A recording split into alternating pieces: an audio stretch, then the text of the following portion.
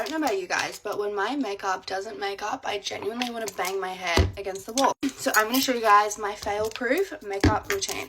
Okay, the trick is going in with a skin tint instead of a foundation. This tint is incredible. It's from Say, but I feel like it just makes your makeup look so much less cakey. See what I mean? This product is genuinely the best. Now, the key is you cannot neglect your eyebrows because the eyebrows are the center of your face, so they need to look good. So I use this product and I'll just fill them in. See how they're all like sparsy? Just like that, a little less sparsy. Then I'll just use a brow gel. You can use any brow gel you want. But this one from Refi is really good. I promise it dries clear. I promise you. Now, I find a thing that makes your makeup look insane is when your bronzer is super orange and like blotchy. So what I find is do your bronzer first, then do your concealer. So you can fix your bronzer with your concealer. Always use a cream bronzer. I think they're just so much easier to blend, and this bronzer is like my all-time favorite. Now for concealer, use a pot concealer. Something about it is so much better, and I also use a lighter concealer under my eyes. I just feel like it brightens up my face, and then I'll use a normal concealer for my blemishes. Concealer's on. I just kind of put it everywhere, honestly. This is the best brush that you will ever get to blend in your concealer. I love it. Okay, concealer's done, and I'm going to spray my face with this setting spray just so it all lasts. Now, I'm not going to put on blush because I think sometimes it ruins my makeup, but I am going to set my face. This is so important. I carry this literally throughout the day, and I'll just constantly set my face because there's nothing worse than your makeup looking all oily and gross. Then I'm just going to add a bit more bronzer. The trick is getting a giant fluffy brush because then it's like impossible to make your bronzer look really cakey. Now for the lips, I keep it really simple. Pretty much I just add like a lip balm or lip gloss or something like that. And that's the final makeup. I feel like it's very natural but also just so nice and never fails. So let me know if you try it and if you like it. Get ready with me. Okay, so I want to start posting more content, so I'm just going to make like random get ready with me's. But I seriously need to rant right now. So like I'm just going to do it while I do skincare because I've been so not motivated to do it at all like the past few days. And my skin's starting to clear up, but like a couple days ago, let's just say, it was not good. And here I had literally, it's like kind of gone now, but I had a massive, guys, it was massive, a pimple, okay? Now it's like, it's gone, okay? But just imagine, like, I can't, it's gross. Okay, so anyway, what I needed to rant about is school because I'm pushing through. Like, I'm actually pushing through right now. It is so difficult right now. And I think it's difficult for everyone because it's the end of the year. I just spent like 2 hours on my bed just studying for this biology test. The test is tomorrow morning, and I taught myself it tonight. But I'm actually not worried because I actually get it now. Okay, I just realized I'm going to delete a few of these clips because I'm just ranting about my biology test, and I realize nobody wants to hear about that. But I need to actually rant about summer because besides the end of school being terrifying, I do have something exciting to look forward to. We all do. Summer, unless you live in Australia. Because Australians have, when we have summer, the Australians have school, like their school year. And when we have school, they have summer, which that's lucky. Okay, but the point is, like, we have so much to look forward to this summer because I'm just so excited. Like, I'm going to make, like, a huge bucket list with my best friends. And I'm so excited for summer because me and my friends are going to try running. Like, in the morning, I want to go for, like, a run during sunrise. And this probably sounds ridiculous. Like, there's no way I'm going to wake up early in the morning to go on a run during summer. But, like, I'm going to try. And my mom said that we can run 5Ks, like, in my area. And if you run a 5K, you get, like, a medal. So this summer, I want to, like, collect a bunch of medals for running a bunch of, like, 5Ks, 10Ks, whatever, you know. And I don't know, but I go to Disney. Like, that's, like, a very like, my family, we go there a lot. So if I go to Orlando this summer, there's, like, a Disney, it's not a marathon, I don't know what it's called, like, 5Ks, 10Ks, you know what I'm talking about. There's, like, Disney running things, and you can get, like, a Disney medal. So I'm gonna do that. I take like so long to like get out what I need to say because I usually have to like think about how I'm gonna say it first. Like, did you hear how long it just took me to say in Disney, blah blah blah, I go to Disney a lot. I have to like think about how I'm gonna say something before I say it because my mind just wanders. I'm a very like hyper person because my mind just goes 20 places at once. Like, it is so hard for me to get out one sentence without speaking at 20 miles an hour and mentioning 20 different stories because my brain, it just goes everywhere. Like, I can't. I've been putting on this eyelash serum every night, and I've been doing it consistently, and I don't know if it's working or not, but I stopped for a week last week because I just forgot to do it.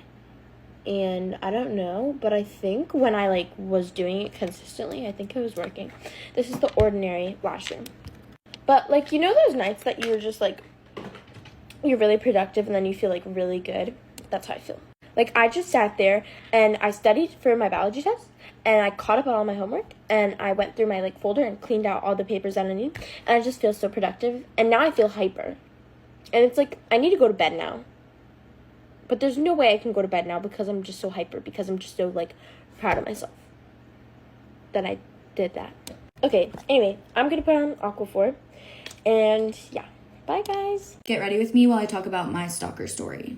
I've honestly been waiting, like, 2 years to tell this story because it was kind of scary. We didn't want this person to see this video or find where we were, but I think it's been long enough now to talk about it. Also, ignore my self-tan hands. Really, I haven't figured it out yet, but we're working on it. This started back in 2021, September, end of summer. I just started dating my boyfriend. We were sitting on the couch, drinking wine, just made some dinner, and we heard the doorbell ring.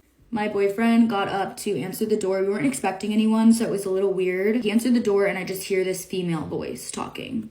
I looked around the corner because I thought it was kind of weird. There was this lady in her 30s, it looked like. She was wearing a black tight dress and really tall heels. This lady had a bottle of tequila in her hand, and she handed it to my boyfriend, and she was like, "I'm so sorry for the noise last night. I live in the unit directly below you. We were doing construction, and I just wanted to bring this bottle of tequila to say sorry if it disturbed you guys at all." We were confused because we didn't hear any noise the night before. We were like, "Okay, it's fine. Like, thank you so much. It's okay. Don't worry about it." A few days go by. It's morning time, really early in the morning. We are just waking up, getting ready for work, and we hear the doorbell ring again. My boyfriend's roommate answered the door. I heard a bunch of commotion. So I open the door and I look outside and I see my boyfriend's roommate like shoving the door closed on this lady. So obviously it was the same lady as before. She had showed up at 8 in the morning, rang the doorbell, and she was wearing nothing but a towel, like completely naked in a bath towel with her hair wet.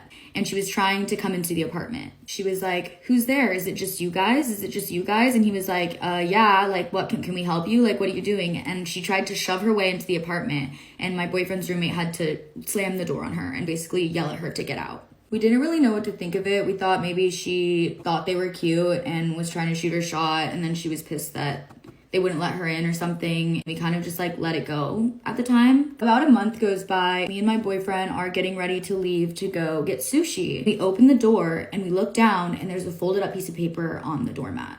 We pick up the piece of paper, and it is literally Morse code. A piece of paper with sentences on it, with punctuation, with lines and dots. I literally have a photo of it. Like, it was a Morse code note. I took pictures and videos of this entire ordeal that I can post, maybe. There's honestly so much to the story, so this is like a summarized version, but yeah. So on the way to sushi, I'm like looking up Morse code on my phone, and I'm like deciphering this note. I finally got the whole thing decoded, and it said, "Who are you and what exactly do you want from me? I'll be back in 30 minutes. We didn't really know what to do, so obviously we went to dinner. We were kind of expecting that when we got back there would be another one, and there was. Morse code note number 2. "If you truly want me, call me. I no longer trust you."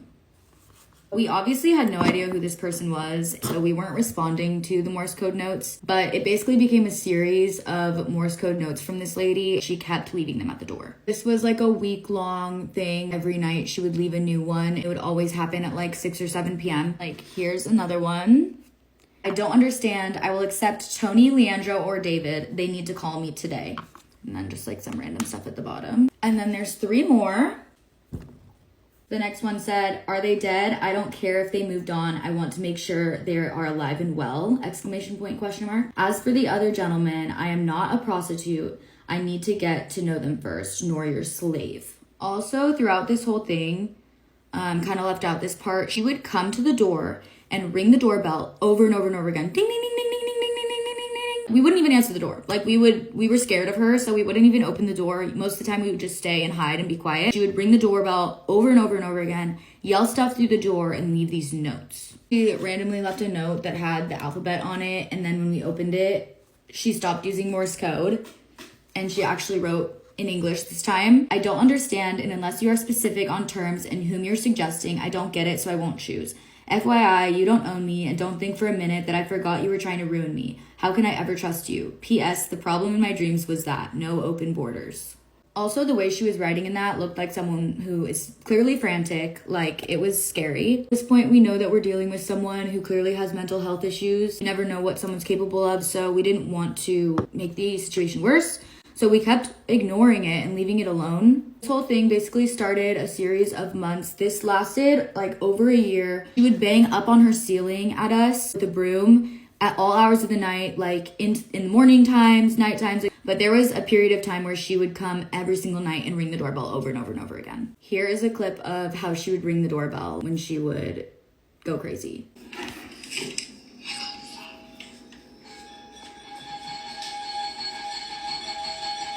I honestly have so many videos of that I can show a different time. But yeah, at this point, we decided to call the cops, told them what was going on. We asked them to come down and tell her to please leave us alone. Submitted a police report. We showed them all the notes and everything. And they would come down and they said that they would go knock on her door, but if she didn't answer, they couldn't do anything about it. We had called the cops multiple times because this kept happening. Even when they would come, like nothing would change. She would still do it again and they would do nothing really about it. They would say, "We can't help you guys until she actually does something to hurt someone." One of the last interactions that we had with her, she came to the door, did the ringing the doorbell thing again. At this point, we would open the window, the kitchen window, because we could see out by the door. We'd open the kitchen window and be like, "Please leave us alone, go away, like leave us alone." We would yell for help from the neighbors, being like, "Help, this lady is like harassing us." One of the last interactions that we had with her before we moved out and everything, she came to the window and she told us that she thought that we were paid actors and that we sent paid actors to her door.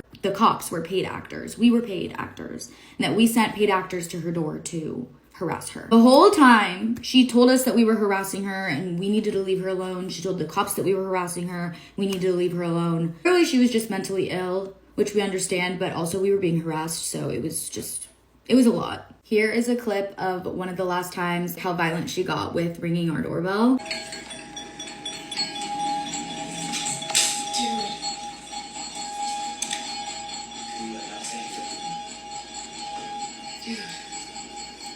It was bad. It was really bad.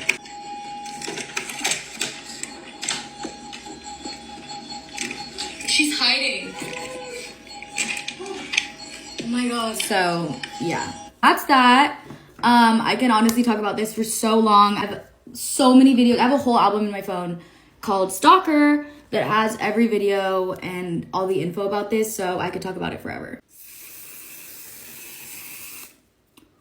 So yeah, let me know if you want a part 2 of my stalker story, but that's pretty much the summed up version. If you think you've ever had a bad first date, wait till you hear what happened to me last night. So I met this guy through my friend's boyfriend and everything seemed perfect. He dressed nice, he had all the fancy credit cards, and when he first hung out with my friend and her boyfriend, he like pulled up in this really nice Rolls Royce. So without even speaking to him, like the moment I saw him get out of that car, I'm thinking he is the one for me. So at my friend's party on Friday, he asked me if I wanted to hang out last night, which was Saturday. And obviously I say yes. I mean, I've never dated a guy that evidently makes 6 figures. Fast forward, and Saturday comes the day he's supposed to pick me up at my mansion to go on a date. This man pulls up in a 2023 BMW. I don't know if you guys know this, but we're living in 2024 right now. Right then and there, I should have turned around and went back in, but I was trying to be nice, so I was like, "Hey, like what happened to the Rolls Royce?" It was like, "Oh, that's my dad's car. Mine was in the shop yesterday," which I kind of already felt lied to at this point, but I'm in his car, so I wasn't about to get out. Anyways, we start driving to the restaurant, which to this point of my knowledge, it was a surprise. This man, I kid you not, pulls up at a 4.8-star restaurant. When I tell you, I had full-on secondhand embarrassment. My dad would never take my mom anywhere besides a 5-star restaurant. I knew it like had to be an accident, so I said, "Do you know this place is like a 4.8-star rating?" Guys,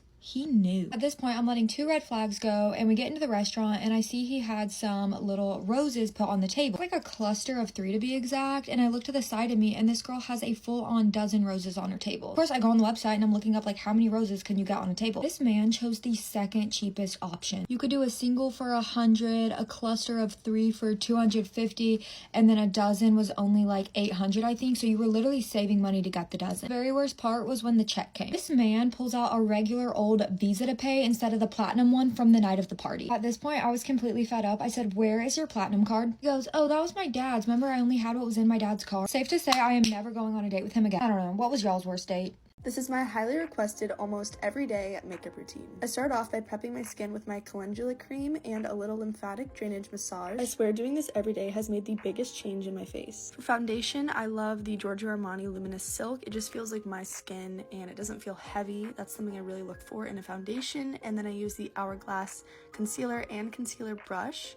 I think the way that this brush works just makes so much of a difference. For blush, I use Say Beauty. Say Beauty's blushes are honestly so amazing and so creamy but so pigmented. And I'm picky with my brushes because I feel like it really does change the way things apply to your face, and this Real Techniques 405 brush is amazing. I think bronzer is my favorite makeup product, and this Say Sun Melt has been by far my favorite I've ever used, and I'm using the e.l.f. Ultimate Blending Brush to blend this all in. And I apply this to my lids and then across my nose as well. Now I'm taking my Huda Beauty Loose Setting Powder in the shade Pound Cake, and I found that the way I apply this, which is from my nose up to my inner corner and then under my eye, prevents creasing and just looks a lot more seamless. And I take the excess and just pat that all around my face. My next step, which I call my secret weapon, is this foundation powder by Makeup Forever. I just lightly buff this kind of all over my face, but specifically my T-zone, and it makes me look so airbrushed. Now on to brows, which I think is the make or break part of a makeup look. I love the Kosas Brow Pop, and then the Kosas Brow Gel just brings some life back into my brows and darkens them up. Now for some final touches, I'm taking this Physicians Formula Butter Bronzer, going across my lips, my lids, and under my eyes just to create some contrast and shadow. I'm curling my lashes, and then this Milani tubing mascara, you guys, has changed my life. I love it so much. It's super lengthening and also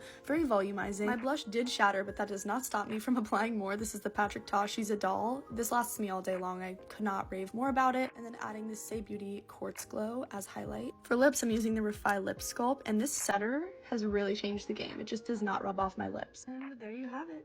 Bye.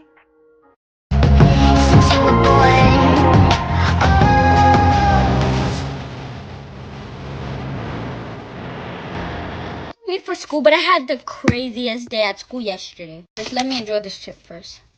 So 3 crazy things happened today. There was a fight, there was a fire drill, and then my favorite teacher, she got me McDonald's, but I paid for it on my own phone. She got in trouble for bringing it to me. Let me tell you all about these 3 things that happened. Were you in the fight? No. Basically, first there was a fire drill. Wait a minute. So basically, there was a fire drill, and it's because this dude had a little paper clip, right? They were putting the paper clip in the little thingy where you plug in your computer, chargers, and whatever. And he'd stick it in too much where it started lighting little sparks. And then it started smelling really bad in the classroom. And then it started a little fire. So we all had to get out. And we had to write a report. But I'm glad that kind of happened because I don't like that teacher. And I didn't want to be in that class. Then there was a fight between the op. Okay. Well, I'm not going to call her the op, but like somebody I don't like. I was so happy because she lost and she started the fight. Esme, how you be happy for a fight? Somebody gave me the video. I was like, oh. But what were they? They were fighting about somebody talking mess about somebody else. They were like assuming, and then she was like, I'm not talking mess about you. And then she was like, yes, you were. And then they started jumping, and she started pulling her. She was like, I'm getting dragged, mom. Like, she literally dragged herself to the floor. Personally, me, can never. No, you will never. Never lose a fight.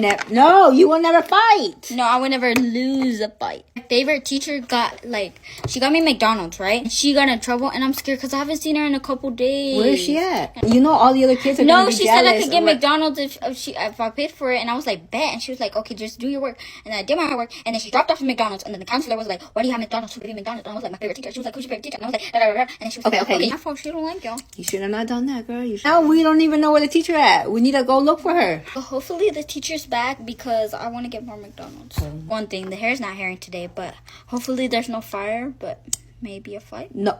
Adios.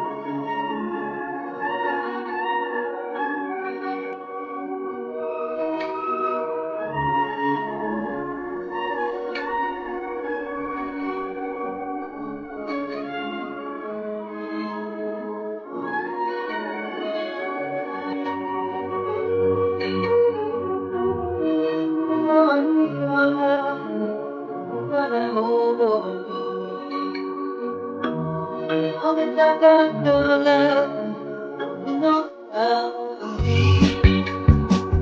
when I want you to see my life.